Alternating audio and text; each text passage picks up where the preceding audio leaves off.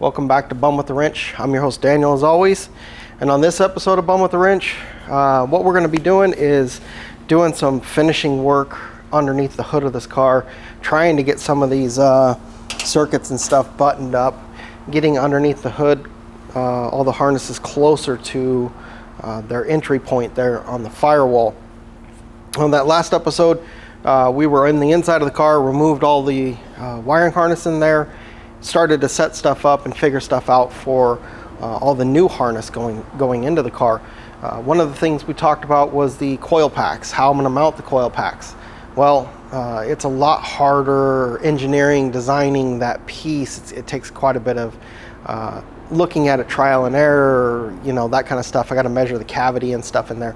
But more importantly, my equipment isn't up and running. So I have no welders, I have no hoist still. The hoists are there, the welders are there, but I have no electricity to run any of them. So that's kind of put me back a little bit. I need to call an electrician, have all that work done before I can actually start fabricating any kind of brackets or anything like that. So while we're waiting for that, I figured this is a good place to go ahead and jump back into. Now that I know where everything's actually going to go into the car, how it's going to go into the car, I can go ahead and get into this as well as get into this. One of the things I have to do is actually order the cannon plugs. Like I was saying, it's a barrel style plug that connects together. They use it in aircraft. Very reliable plug, so I don't have to worry about the sensitive electricity going through the circuits. Everything will be right as it should be as it goes through the firewall, plus it'll look really cool, fit the build really well. So while I'm waiting for that, this stuff to happen in the shop and get all of my equipment up and running so that I can go ahead and go there, I can turn focus and move on to this. This is something that I need to do and something that I can do while I'm waiting for those items to be brought back online, we'll call it. Now, one of the things I was talking about in that last episode is how they actually drilled holes in the bottom of the cowl and how I have to weld those up. Well, obviously I can't weld them up because my welders don't work. I stressed on not doing something like that, not putting a hole in something without going through and thinking about it first.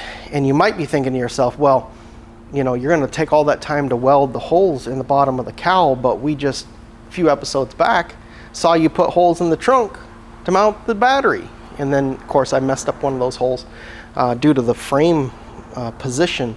And then I talked about how I was just going to go ahead and put some seam sealer over top of it.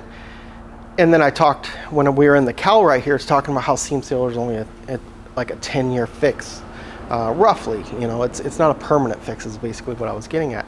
Reason that I'm going to take the time in the cowl and not in the trunk is because, remember, this car, we're only building it up to stage 1 right now.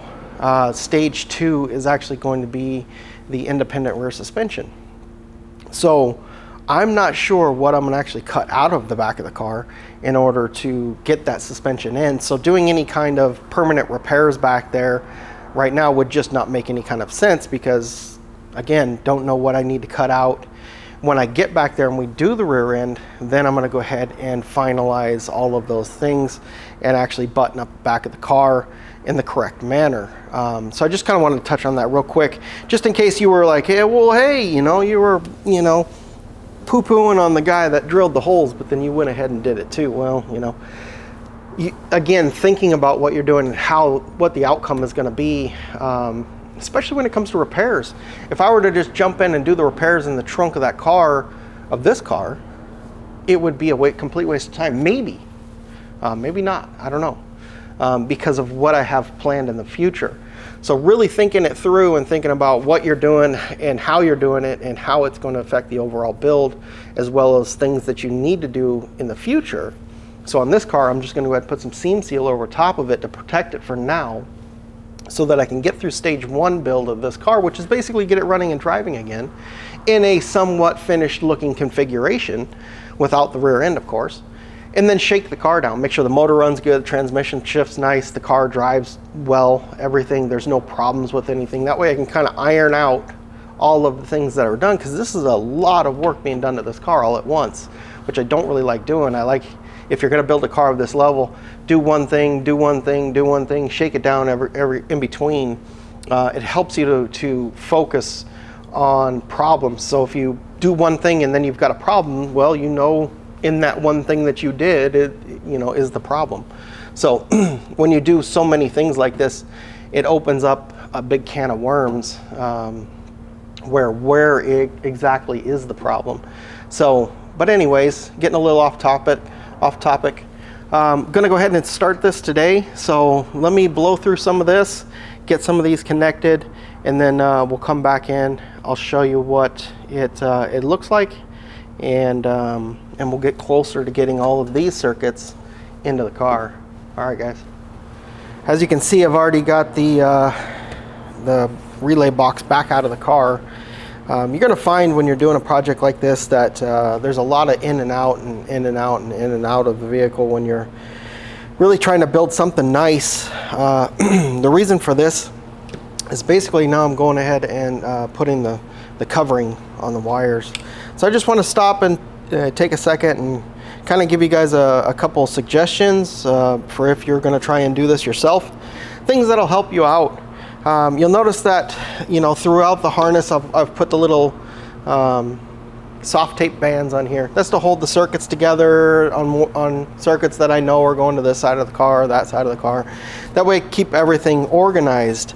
Once I wanted to remove it from the car, I needed to know where some of the break points are, basically where the fans break off and go down low, where the passenger side headlight is going to come off, and that kind of stuff. So to do that, rather than just putting a band of my cloth tape on there, I went ahead and just used zip ties. It's something different in the harness that I didn't use, so I know I have a visual cue right off the bat of, you know, hey, I can go ahead and know that that's my junction point right there, so I can know I need to branch the fans off here, and then the lighting and electrical and stuff comes off here. So at this point, basically what I'm doing is I'm going around and I'm removing as many of these little cloth bands, so that in the end it just looks more like a bundle of wires put together. Now the reason for that is, one, just to clean it up, because there are so many little bands all over the place. It just looks cleaner that way. By removing it, I also identified another potential issue with servicing it. So, you know me, I like to try and make everything as serviceable as possible, having the harness be removable. So what I noticed was the signal wire coming out of the vintage air kit going up to the trinary switch was, you know, at this point is hardwired. So what I'm going to do is, it's a single circuit, it's just a signal circuit. So I'm going to put a weather tight connector on there. Just a one plug weather tight, you know, no big deal. This is the negative that I was talking about that goes to the heater control valve. So basically, you know, I'm just taking all these apart, but I wanted to give you a couple, you know, items to help you out down the road if you're going to attempt this. You know, using these little bands and stuff as you're going along to help you out to keep the circuits organized is great, but kind of a tip to help you in this process is, when you put those little bands on, fold over the edge of your tape. Now, whether or not you're using cloth tape or whatever you're using, I would highly recommend you not use electrical tape because it turns into this gooey mess. But hey, whatever, if you want to use it, you can go ahead and use it. But what I do on the end is I just kind of bend it over on itself. And so now what I have is I have a neat, nifty little pull tab. So now I can just grab a hold of that tab and I can pull all that tape off. And then there you go. Go to the next one, I can pull this off. Real simple. So that way you're not fighting for the end of it. I know all these little bands that I'm putting on here are temporary. That I know I'm going to take them off later. Now, I didn't do that on all of them. As I was building it in the office, or even ones out here, you know, you get busy and you forget. So you just put a little band on it. But so there's a few that I have to actually cut off. Of course, if you got to cut them off, you know, try not to nick the wire. That's another reason for these little pull tabs. It makes them nice. So, and I'm not gonna completely leave it with no, see, here's one with no pull tab. So you just kind of come in with your flush cuts underneath the edge. I always pull up to make sure that I'm not under a wire before you go pulling on the handle. And then there you go. That one comes off. Is it simpler? It's a little bit easier with a little pull tab. Main reason is that it keeps the circuits safe.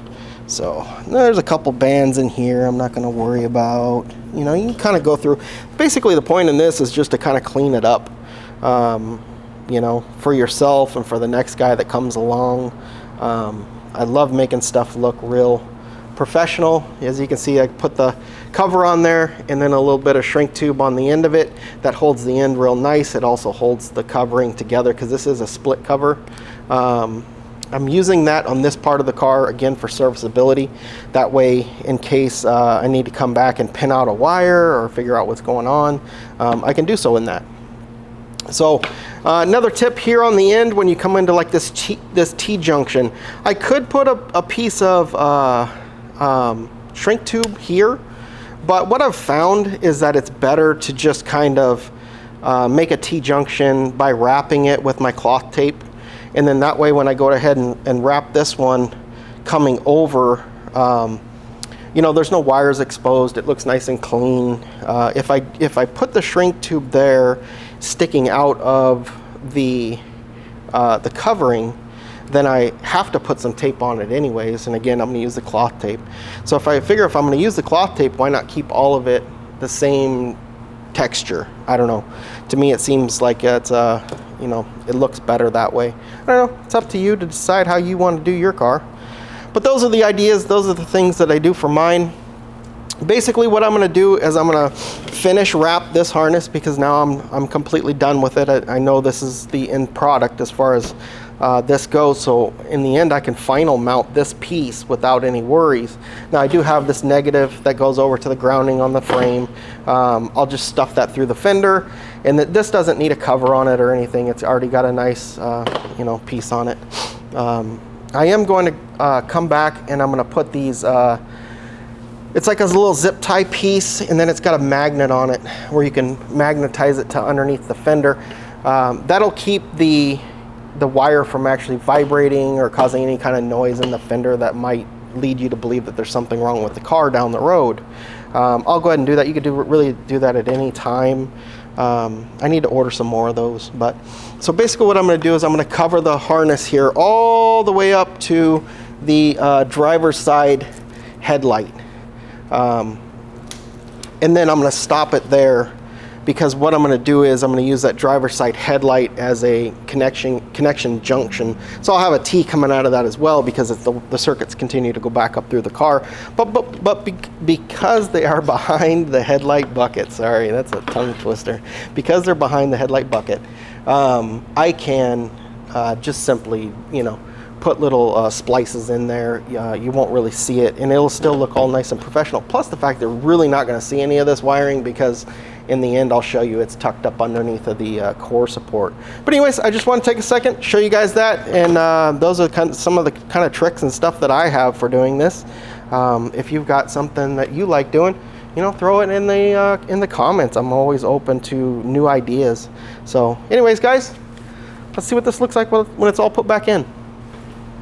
All right, guys, so I made a mistake. I started doing final assembly on the harness, and you know, basically just, you know, putting a wire wrap and stuff on getting all the routing and whatnot for the harness, the forward lighting harness and all that kind of stuff, and then realized I forgot the turn signals and horns. So another good reason why, you know, you wait to do all of your finishing work until you're sure, because all I had done was just put the cover over top of it. Really, that's all I had done. And I was putting it together, and I'm like, oh, because I was thinking in my mind, like, okay, after I get this ran, I'll set up a little test bed real quick. That way I can test high beams, low beams, turn the fans on, do that kind of stuff, make sure everything works, you know, before I just go assuming that it all works and run it into the car. And then I realized I don't have turn signals or horns on this. So quickly pulled this back off again, you know, which this is just the split type. I usually don't like using this, but I'm glad I did this time because you know, it really helped me out and I don't have to pull everything apart. So I went over to the old harness and just cut the horns, turn signals out of the harness there. So real simple, real easy. The lengths on these were kind of off. It was spooled up behind the grill and stuff too. So now is a good chance to really kind of nail down the accurate length on these, so everything looks real clean, real nice. So that's what I'm going to get after right now. Hopefully by the end of the day I can have this hooked up to the point where I can turn the headlights on, turn the high beams on, turn signals on. Well, they won't flash because they're not hooked up to, I guess I could hook it up to a flasher. And horns, see if I can make some beep beep noises. Anyways, this is wiring, so much fun. It is fun, don't get me wrong, it is fun. It's easy, so easy to get lost in it. You know, you get going in one direction and you forget sometimes even the simplest solutions to a problem, or even, you know, forgetting little bits like this.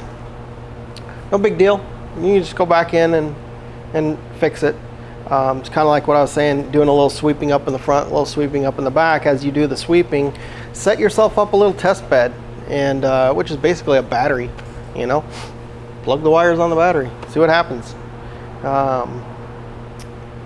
Should work. Keyword should. So, you know, let's see what happens. All right, guys, just want to stop real quick and show you that, you know, even as much time and effort as you put into something, you're still gonna forget. So, and this is the easy part. Wait till we get inside. You know, that's gonna be a lot of fun. So, not to mention all this stuff. That's gonna be great. I'm still trying to find Canon plugs too. There's a ton of Canon plugs out there, believe me. I was looking at one the other night and I found it, and I really liked it. Had all of the voltages were right, everything, the size wire going through it were correct, amperage on the terminal was right, everything was right, and I thought, okay, I'll come back to that, and then lost it. Now trying to find it again, I'm just beating my head up against the wall trying to find it. So, but I'll find it. That's the right solution to this.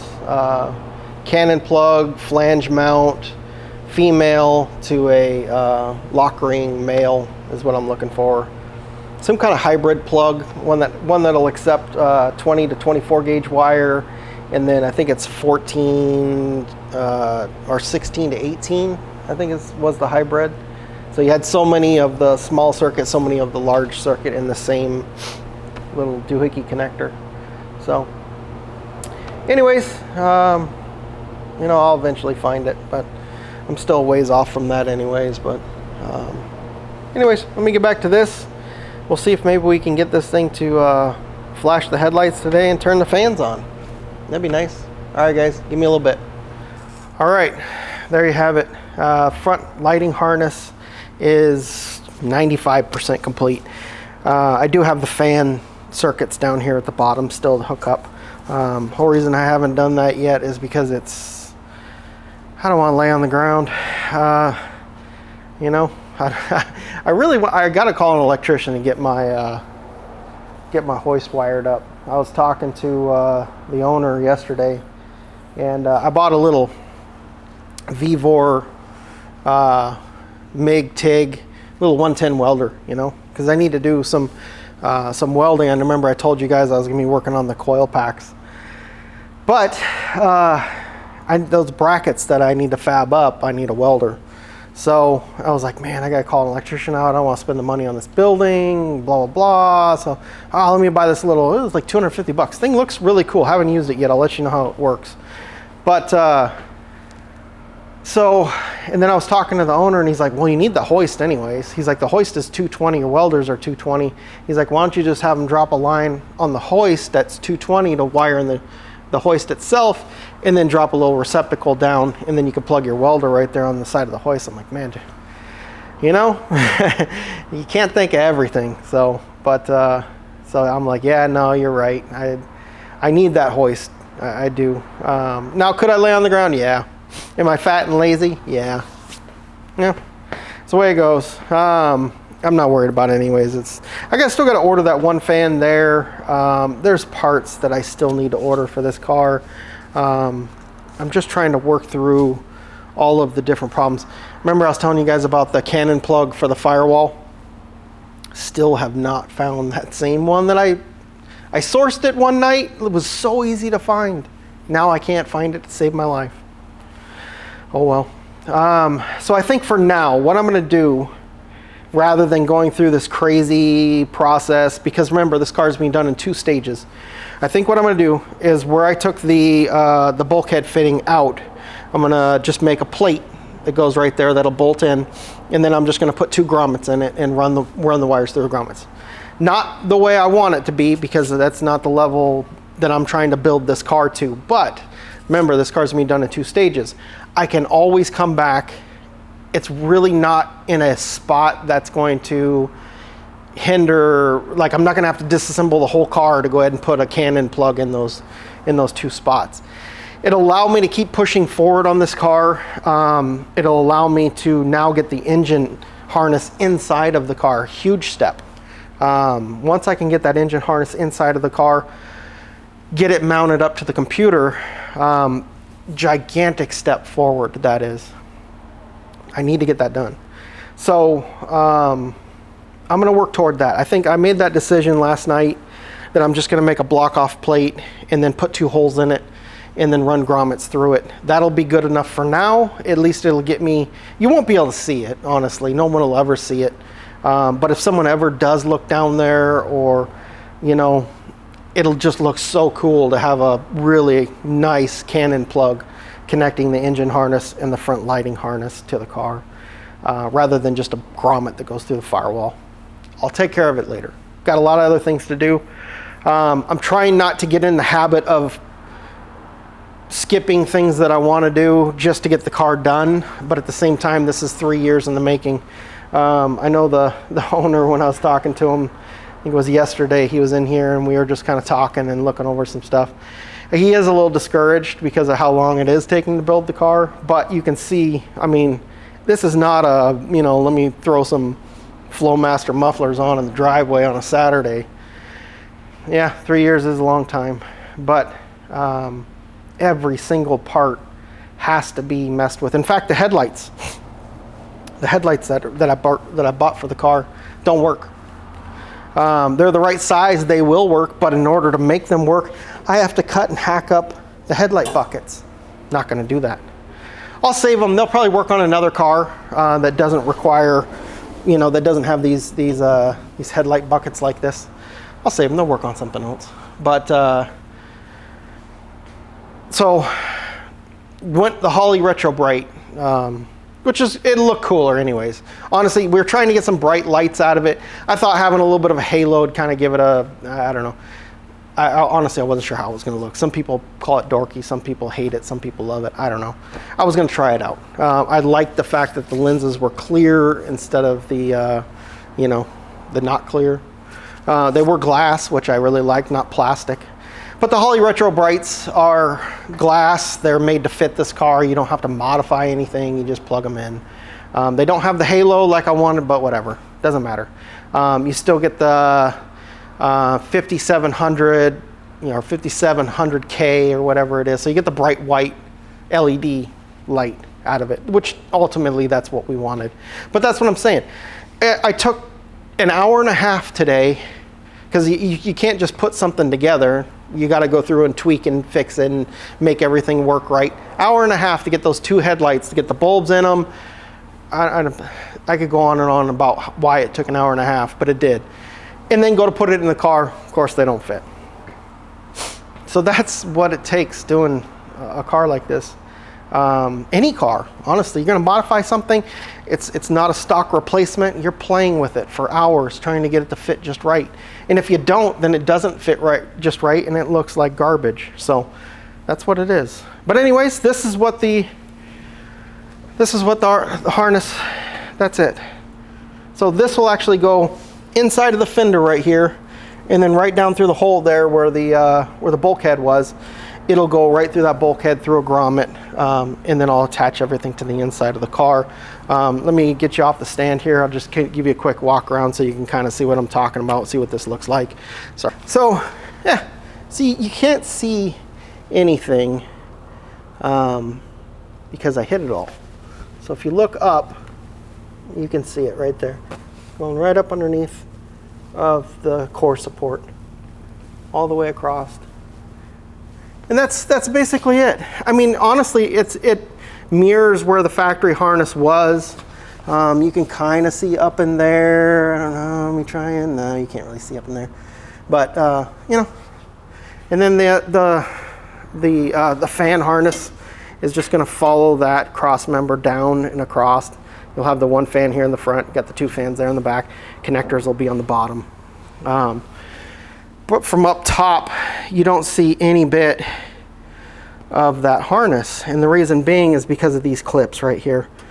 You can see there's one there, one there, one there, one there, one there. And I'll show you what those are. For right now, I just have the harness coming out of the plate right there. It'll go behind the air box up into the fender, as well as the this one here, this harness over here. So this is the mass airflow harness. I need to put a couple of circuits on this. I need to extend the splice and the ground to meet up with the main engine harness there. And I gotta organize the splices. I'm gonna put them on the firewall side, on the engine side, rather than on the inside, because that's just more wires going through the firewall. So I gotta do a little bit of work on that. But this is it. That's it. Now I made it super long because you never know how much wire you're actually going to need and where it's going to go. If you got more wire, yeah, you're wasting it. But at the same time, you know, you don't have to worry about not having enough. So this turned out really well. It took a ton of time to do, but you can see the trinary switch is all wired. The horns are wired. These little connectors here. Let's see, these little connectors here are for the turn signals. Yeah, so it turned out really good. And the best part is you can't see it. Honestly, you can't really ask for much more than that. You know, I would love to have another 8 hours in a day without feeling completely hammered. But, you know, you do it one day at a time. You try and get as much done as you can. Go home, feel frustrated because that's just the way it goes, because it takes forever to do something. Then you come back and you keep doing it over and over and over again until finally the day comes when I can twist the key on this thing and make it run. But that's going to do it for this episode, guys. Moving forward, I don't know how many. I'm going to continue to make episodes on the Camaro, but I think they're going to be spread out far apart. I know I keep talking to you guys about how I'm going to make videos on this thing, but honestly, there's not a lot of traction on this car. I get it, wiring's super boring, so I think what I'm going to do is I'm just going to do a ton of the work and then kind of do like I just did, walk you through it, have a short little 10-15 minute video telling you what I did, how it worked. That way we can skip ahead forward, which is going to take a while, guys. We can skip ahead forward onto putting the interior in this car, finishing up the fuel system. I still have fuel lines to run. The cooling system needs to be finished off, and that's really about it. There's a few things I need to button up here and there, but we're dang near at the end of this. So it is a lot more. It's going to take me a lot more time. But if I'm not making videos like this all the time, I can really focus on it. But what I'm going to do is I'm going to start moving over to the red 7-liter. That car, I really feel like there's something wrong with it. It doesn't run like it should. It runs well, as far as idling, running, accelerating, all that kind of stuff is fine. Performance-wise, you jump on the throttle and it is an absolute dog. I really truly believe it's got some valve train rocker arm geometry issues. I think it might have a scrubbed cam, wiped out camshaft. So I'm going to be going down the path of doing a little bit of just diagnostics on that car before I really go any further with it. And the fact that it doesn't have the air conditioning box in it gives me that much more room. So we're going to do a compression check. We're going to put a dial indicator on the rocker arms to see how each one of them are actually moving. Then if I see any kind of variation in that, I'm going to pull the manifold. Then we're going to put the dial indicator right on the lifter and then check the lifter. And then if that is bad, I'm going to pull all the rocker assembly out. At that point too, we can check rocker arm geometry to make sure that's right. We can talk a little bit about why that would affect the motor. And why I think it is actually affecting the motor. So there's some performance issues with that car that are just not right. And honestly, I think in the end, if I don't find anything wrong with it, I'm still going to pull the camshaft on it. I have the specs on it. We'll go over the specs to see what heads are on it, which we know they're Edelbrock Performer, but what size valves are they? What CC ports are they? We'll look. We'll check it out. We'll see what heads are on it. We'll see what the manifold's supposed to. It's got an Edelbrock Performer RPM manifold as well. Find out what the good camshaft to run with that setup is. We'll stick a camera down the cylinder and see if they're oversized cylinders, which I'm pretty positive they are. We can also inspect all the cylinders to see if there's any scraping on the cylinder walls, how the tops of the pistons look, all that kind of stuff. That's a fairly new motor. If I had to guess, I would say there's less than 2,000 miles on that motor. But it's very easy to wipe out a cam if you don't break the motor in properly. And I think whoever actually built the car didn't go through the break-in properly with that car. I remember we had to change the rocker arms on the top of it because whoever put the original rocker arms on it did a really bad job. We had to change those. One of the reasons I think it's got a geometry issue. Anyways, that's going to be, I think the next video is going to be the red 7-liter, getting into some more popular things, some performance stuff, why that motor doesn't run very well. Unfortunately, you guys don't really have anything to gauge it against because it didn't really run the entire time that I started doing these videos. Take my word for it, it was a dog. 3,500, $4,000, 4,000 RPM. It fell on its face, didn't go anywhere, which just isn't right. I mean, the big block FEs, they're not the fastest motor on the planet, but that thing, my 352 is probably faster than that 428, and that 352 is bone stock. So there's issues there. Anyways, guys, thank you so much for watching. As always, please like and subscribe. Make sure you hit that bell notifications because next video is going to be on that car. There's going to be more videos on the Camaro. Let me get through some of this boring stuff and then we'll get into the fun stuff and finally drive this car. Anyways, guys, thank you so much for watching. And as always, until next time.